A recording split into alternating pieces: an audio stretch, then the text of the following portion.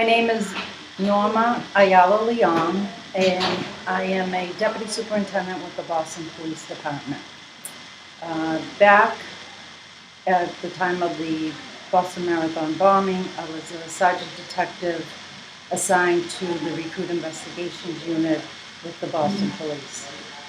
The day of the bombing, I, like all other police officers in Boston, were working the marathon, and I was on Commonwealth Ave near Fairfield, and I was assigned a group of officers, and I happened to be speaking to another sergeant detective, and we heard this blast, and we kind of looked at each other for a second, and we both realized something was really wrong, and right as soon as we kind of came to that conclusion, we heard another explosion.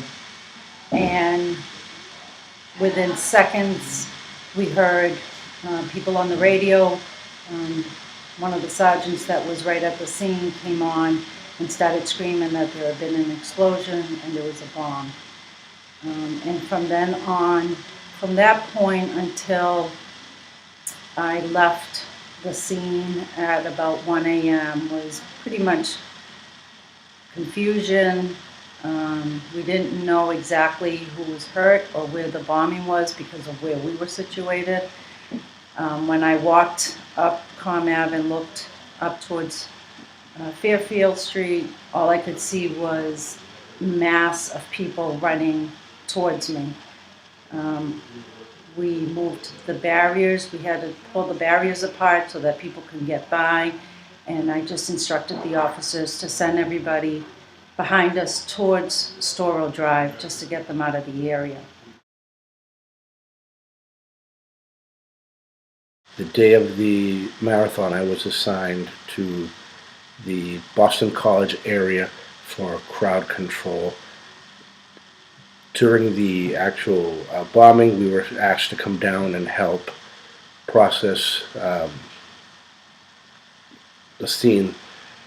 We were actually our task was to go to the Beth Israel Hospital and try to identify who the victims were that had been transported there, and try to see if we could maybe interview some of the injured parties, those that could speak,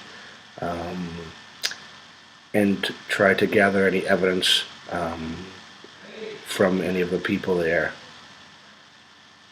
It was a pretty difficult, long day, very emotional for everybody involved,